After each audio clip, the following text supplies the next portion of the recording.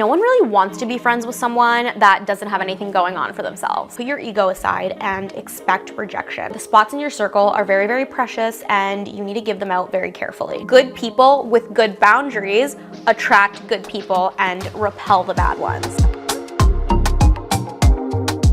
Hi guys, welcome back to my channel. My name is Naomi, and today's video is a little bit different than anything I've ever done on my channel before. But I've been wanting to talk about the subject for a while because it's something that I've really struggled with in the past, and I've gotten to a place now where I'm really, really happy with my social circle. I personally went from being really insecure and awkward, and I had no friends at the age of 22. That's when I graduated from university. And I went from that to now being 27 years old and being really happy and fulfilled with my friend group and my social life. This video is mainly going to focus on how to make female friends as a woman, because that's been my personal experience. I feel like I've learned a lot over these past few years on how to make friends, how to have good relationships, and I just wanted to share that with you guys and hopefully help out anybody that is struggling in this department. I'll give you a really quick rundown of my personal backstory. So in high school, I had like an average social life, but after high school ended, a lot of my friends had moved away to different cities for college or university. I ended up going to university in my hometown. I did electrical engineering, which you could probably imagine was very male dominated. So I mostly had guy friends in university. But in general, electrical engineering was very difficult and time consuming, so I didn't really have much of a social life. I was always studying. After I graduated, I kind of had a bunch of loose connections, like no one that I could really call like a close friend in the slightest, and most of them were guys too. I was also kind of sick of only having guy friends. I remember crying to my husband, who was my boyfriend at the time, because I felt so lonely. I just really was craving female friendship, and I was so jealous when I would see other girls, especially on social media, who seemed like they had their core group of female friends, and I was just really jealous. Fast forward to 4 or 5 years later to present day, I now have amazing female friendships that I'm endlessly grateful for. I just celebrated my 27th birthday recently, and I was surrounded by such amazing friends, and it finally clicked with me on my 27th birthday, where I was like, wow, like I'm here. Like I finally made the female friends that I've always wanted to make. And I genuinely am so grateful for the social circle that I have curated for myself. I also had an amazing bachelorette trip in Miami last year with my closest girlfriends. I've gone to so many music festivals in the recent years with my rave group of friends, and we also just host a bunch of dinner parties, and we also attend a lot of dinner parties. My social life is just so much more fulfilling and genuine than I ever thought possible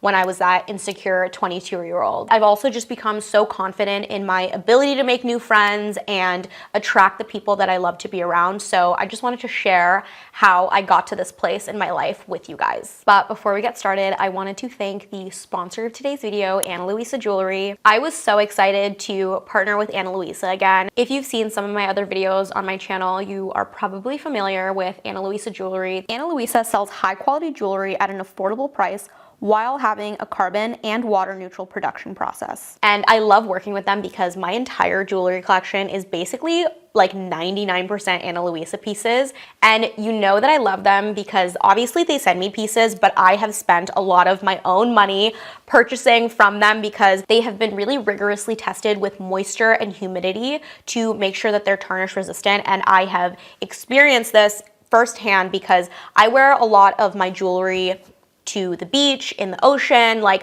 I wash my hands, like I always wear these rings, and they are looking brand new. There's not a scratch on them. They haven't tarnished in the slightest. All of their products have a 2-year warranty, which is amazing. Of course, I am completely decked out in Ana Luisa today, as I usually am. I have these really beautiful, basic, chunky hoop earrings that I love. All of these rings that I'm wearing, I purchased with my own money. They did not send me these. Here is a close-up of the ring stack that I wear basically all the time.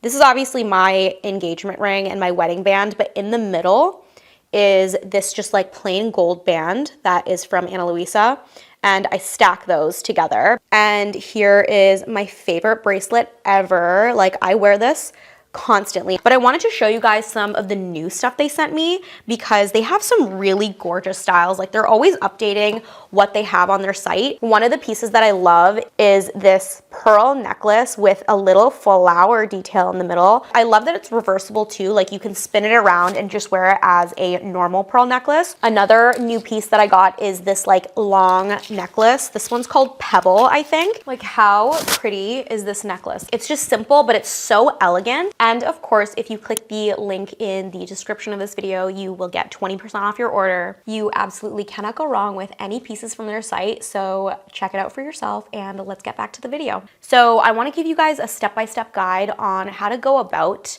entering this new era in your life where you have a flourishing social life. And the first step to getting to where you want to be in terms of social life is to work on your mindset. One mindset shift that you'll have to do is put your ego aside and expect rejection, because rejection is a guarantee in life. A huge part of making new friends is reaching out to people, and a lot of us at the beginning of our friend making journey can be too scared to start because we're afraid of getting rejected when we go and ask somebody to hang out or grab a coffee. But something you have to do is learn to not take rejection personally and learn to just move on from it. Being immune to rejection is a skill that you can develop, and once you do, you become so unstoppable in so many other areas of your life. And rejection from potential friends can happen for a couple of different reasons. Maybe the person that rejected you is just not looking to make new friends right now because their circle of close friends is already full. Or maybe your interests just don't align and the activity that you're asking them to go do together, they're just not interested in it. Or maybe you remind them of their cousin that they really, really hate. Maybe they just didn't vibe with you, which is totally okay because there are billions and billions of other people on this planet that will potentially vibe with you. A lot of these reasons that I just listed have nothing to do with you. So don't let a single rejection or the lack of reciprocation from other people make you think that you're not worthy of friendship. Something I wanted to expand on is the fact that for two people to become friends, both of those people need to have spots in their circle open. We all have limited spots in our close circle, and there have been studies done that show that people generally can only keep up with up to 5 close friends at a time. And beyond that, you have like your secondary friends or just like kind of acquaintances. So keep that in mind when you are trying to become friends with someone. Maybe it's not you, maybe it's just the fact that they just don't have a spot open for you. It's kind of like interviewing for a job. If you cold call a company and they get back to you saying, hey, we're just not hiring right now, you're not gonna take that personally. I'm personally at a stage in my life where my circle is kind of full and I'm also not really looking to make any new friends, at least not make any new close friends. Maybe that's gonna change in the future if I move to a new city, for example, where I don't know many people. And sometimes you can go on social media and it seems like everyone already has their group, but trust me, there are plenty of people that are looking for new friends, especially in their 20s and their 30s or whenever. It's never too late to be making new friends. And that kind of leads me to my next mindset shift, is to let go of the scarcity mindset and adopt an abundance mindset when it comes to making new friends. When I graduated university, I went on a couple friend dates with a couple of different girls, and I was so awkward and nervous because I was coming from this place of desperation. I was putting so much emphasis and meaning into this one hangout. I thought that if I couldn't get this one person to be my friend, that there was no one else out there that I could possibly be friends with, which was so not true. But sometimes you have to go through that initial stage of desperation and awkwardness to get to the good part. So if you kind of feel that way at the beginning, it's okay, but just know that you really need to work on that mindset, because there are in fact an endless number of people out there that you could potentially have flourishing and amazing friendships with, and you don't need to desperately cling to this single person or this friend group. If a bad friend or a just poorly matched friend is taking up a precious spot in your circle, someone that is a better fit for you is not going to be able to come in and join your circle. So the spots in your circle are very, very precious, and you need to give them out very carefully. The last mindset shift is to not be in a rush. Making friends and building your social circle is a lifelong journey. It takes time. It takes years and years to build a relationship with someone. So step number 2 is be proactive and reach out. Just get in the habit of reaching out to people. If you see someone doing something cool on Instagram, just send them a quick DM. If you remember an old mutual friend from like 6 years ago, just message them and ask them to grab a coffee. Again, if anyone says no or acts uninterested, that's okay.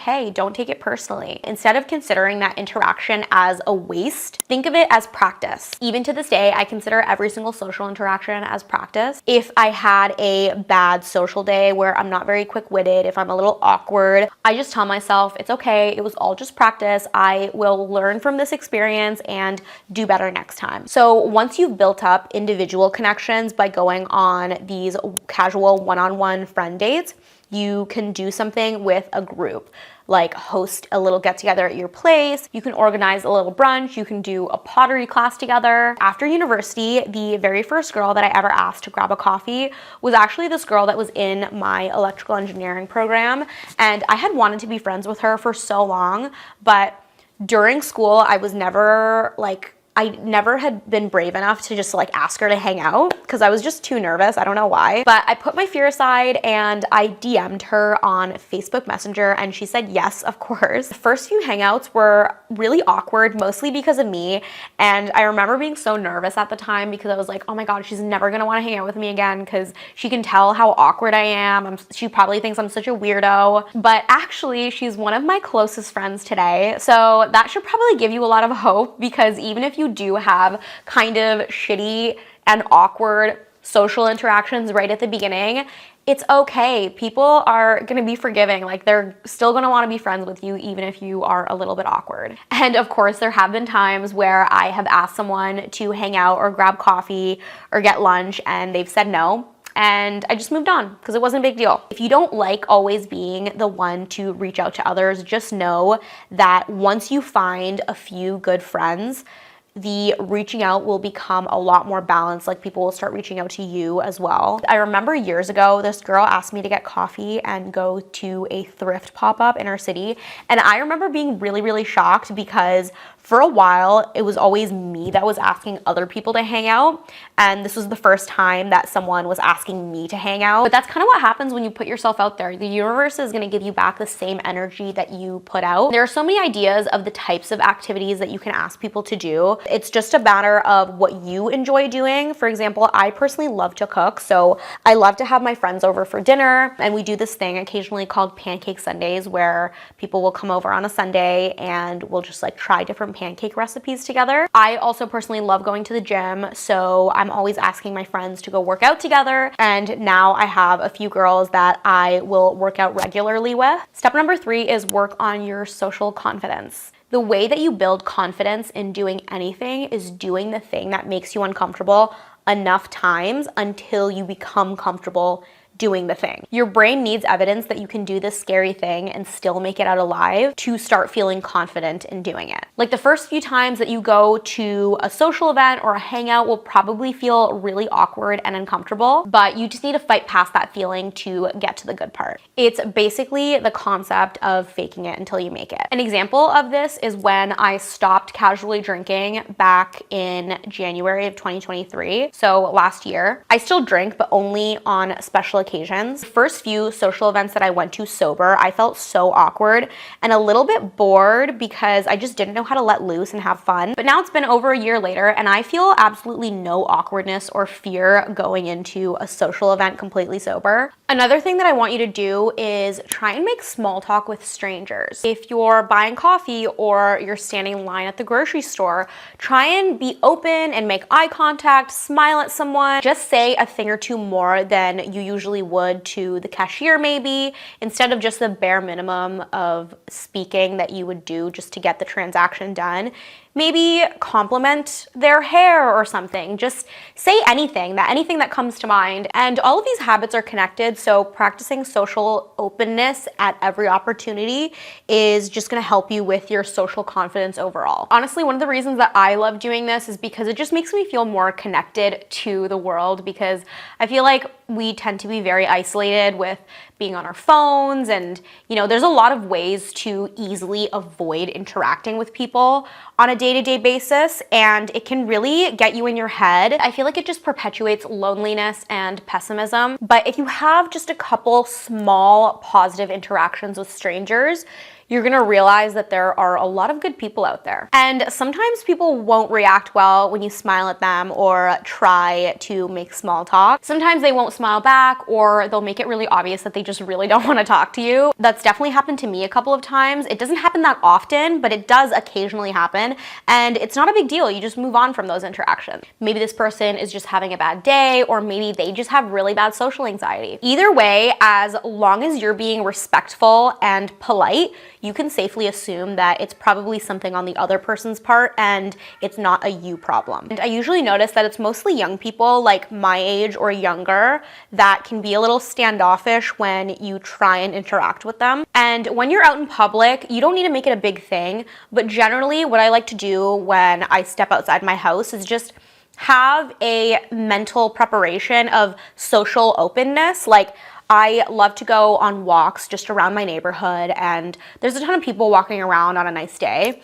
And when I'm outside, I make sure that if I'm passing somebody, I will make eye contact and I'll just give them a little smile. And I've always noticed that if it's like an elderly person that I walk by, they're always like ready to give you a smile. They'll give you a little hi, how are you? But usually when it's like a younger person, they will do the thing where they like go on their phone really quickly, like pretend they're like checking a text or something just to avoid making eye contact with you. Or they'll just like look around at the trees or something, like something super interesting is going on in the sky.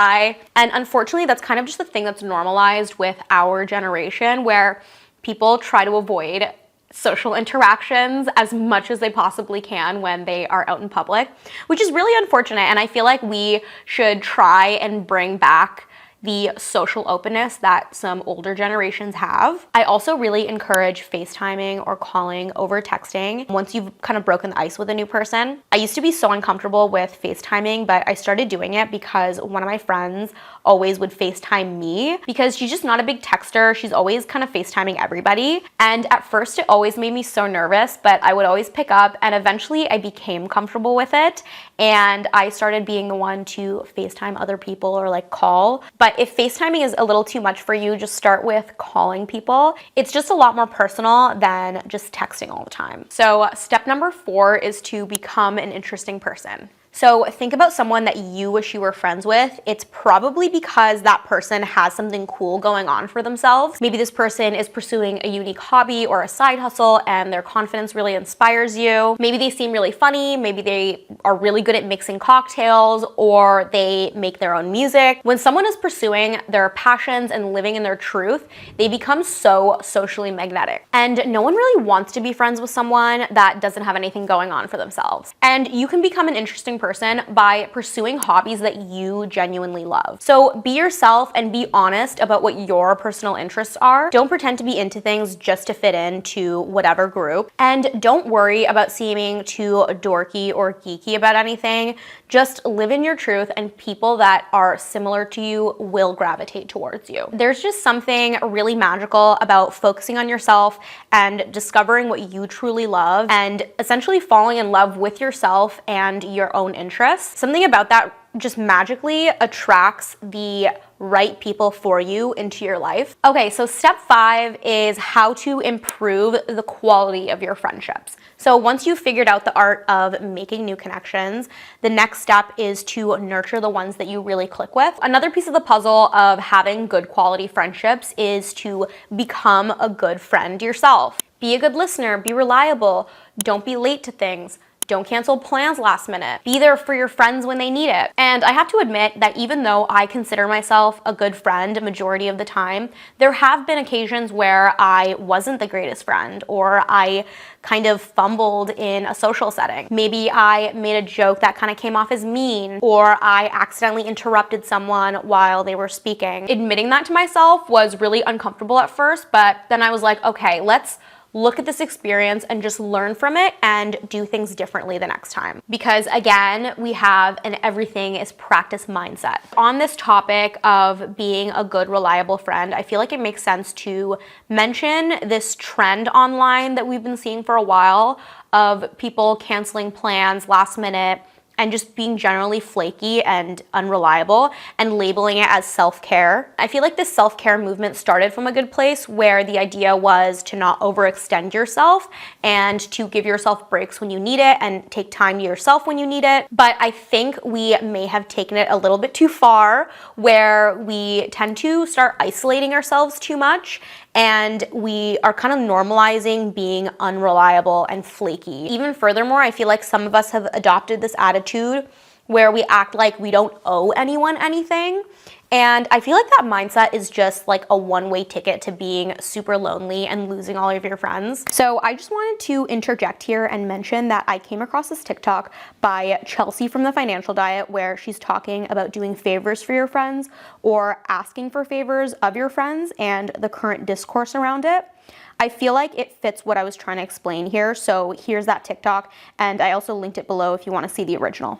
I think it's okay to ask your friends for rides to the airport, even LAX, even at rush hour. And actually, it's more than First of all, she's absolutely right and she should say it. Also, please excuse the decor. I'm hosting a baby shower tomorrow. But anyway, in this video, she talks rightfully about how capitalism has really eroded the entire concept of favors and reframed everything that we do for each other, even acts of love, as being a form of labor. But I would also like to say that this is partially the fault of our current discourse around mental health and therapy. Like, don't get me wrong, I'm definitely glad that it's less stigmatized to have certain mental illnesses, although a lot of them are still extremely stigmatized. But the way that we often talk about mental health and self-care now is like so hyper-individual that it's basically antagonistic to the concept of community. Like, everything's a zero-sum game where doing something for someone else inherently takes away from you rather than building strong social ties that will serve you through your whole life. And it's made it so I think a lot of people are genuinely afraid to ask for favors because it's now viewed as a kind of intrusion. Anyway, I think that mental health talk is pushing us toward a world where we all have perfect boundaries and no real friends. If you're on the receiving end of a friend being flaky or disrespectful of your time, just communicate that concern with them. Almost every time I've had a difficult conversation with a friend,